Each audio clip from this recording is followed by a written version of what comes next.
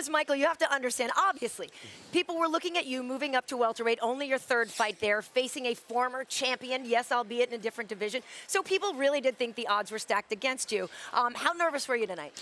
You know, I had a kind of a rough camp. I didn't really say anything, but 6 weeks and 3 days ago, I broke my nose. Oh, so, wow. Yeah, so I kind of was like, with this kind of opportunity, I was not going to pull out of this fight. So I really had to have a modified camp.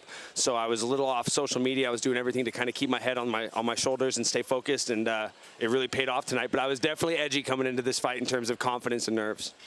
We can talk about your striking because you did well in striking as well with your grappling transitions, but I want to talk about your size. You are so physically imposing, and this is something that, you know, I'm not used to seeing Michael Chiesa as. I mean, before, no offense, you kind of had a nerd body, but you kind of, you've been in the gym, and it shows. Now you can really impose your will. How have you been able to just grow so much and so big in such a short time? Bo Sandoval at the UFC Performance Institute. Okay. Ever since the day after I lost to Anthony Pettis, I called him and said, I'm going to welterweight. And from that day going forward, we have just been focused on becoming a bigger, better, stronger athlete. And this is the right weight class for me. When I can take this big weight cut out of the equation, I weighed more tonight than I have for any of my fights, and I actually cut the least amount of weight I ever have. I cut 9 pounds to make 170.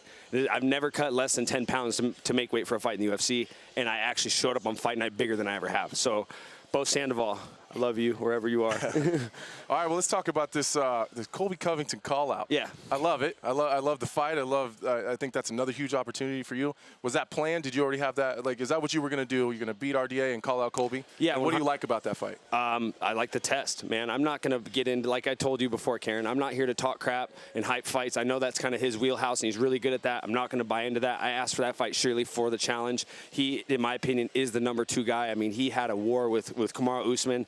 And I'm here to test myself. I want to fight the best guys. I mean, I'm not here to be #2 or #3. I want to be #1.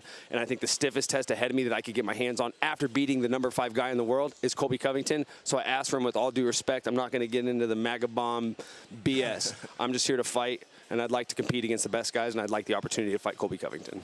I read in an interview you kind of likened the welterweight division to the blue collar division, right? It was something like that. If you can expand on that a little bit, because you sort of were talking about the idea that you may have a better chance at climbing to the top in the welterweight division and getting a title shot faster than you could have at lightweight. I just think it's more of a working man's division. I just feel like the guys that are winning fights at welterweight are getting the bigger fights.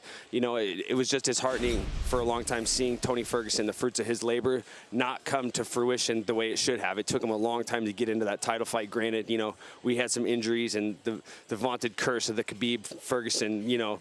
It's going to happen one day. It's going to happen, yeah. But, I mean, it's just this is the weight class where I feel like the guys that are winning fights are getting the big fights. And, you know, I just like where I'm at. And even if it wasn't the working man's division, I'm not going to go back down to lightweight. So this is my division. I'm really excited that it kind of hasn't set in that I just beat Rafael Dos Anjos. I'm on cloud 9 right now, and it's cool to be standing here talking to you guys. Thanks for watching ESPN on YouTube. For more sports and analysis, download the ESPN app. And for live streaming and special content, subscribe to ESPN+.